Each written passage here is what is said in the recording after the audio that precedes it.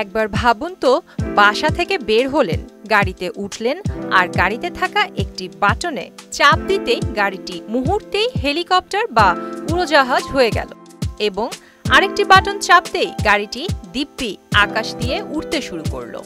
পাগলের প্রলাপ মনে হচ্ছে, তাই না? তেমনটা মনে হলেও অদূর ভবিষ্যতে বাজারে আসতে চলেছে এমনই একটি গাড়ি, যার রাস্তায় বিশাল যানজটে খুব কম সময়ে অফিসে বা যে কোনো কাজে যাওয়ার জন্য বেশ ফলপ্রসূ হবে।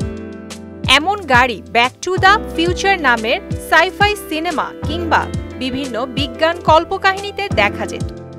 মার্কিন গাড়ি নির্মাতা আলেফ অ্যারোনটিক্স রাস্তায় চলার উপযোগী এই বৈদ্যুতিক গাড়িকে সোজাভাবে উড়ে যাওয়ার জন্য ডিজাইন করেছে। এই প্রোটোটাইপকে বিমান চলাচল ও মোটর গাড়ির ইতিহাসে একটি বড় মাইলফলক বলে অভিহিত করা হবে। সুদবিহীন ব্যাংকিংয়ে আত্মশুদ্ধির পথ এনআরবিসি ব্যাংকের ইসলামিক ব্যাংকিং আল আমিন।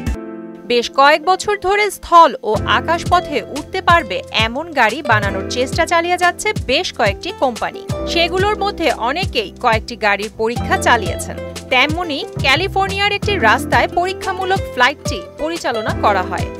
সেখানে দেখা যায় একটি কালো প্রোটোটাইপের গাড়ি সাধারণ গাড়ির মতোই রাস্তায় চলতে পারে। চলার পথেই হঠাৎ অন্য একটি গাড়ির ওপর দিয়ে বাতাসে উড়ে যায় এই উড়ন্ত গাড়ি। গেল কয়েক বছরে অনেক উড়ন্ত গাড়ি দেখা যায়, যাদের বেশিরভাগই রানওয়ে ব্যবহার করে আকাশে উড়ে। নতুন এই গাড়িটি প্রথমবারের মতো রাস্তা থেকে সরাসরি উড়ন্ত অবস্থায় চলে যেতে পারবে। আলেফের সিইও জিম দুখোভনি বলেন, উড্ডয়নের এই মুহূর্তটিকে রাইট ব্রাদার্সের 1903 সালের কিটি হক ফ্লাইটের সঙ্গে তুলনা করা যায়। প্রিয়াঙ্কা নিতু, মোহনা ডিজিটাল।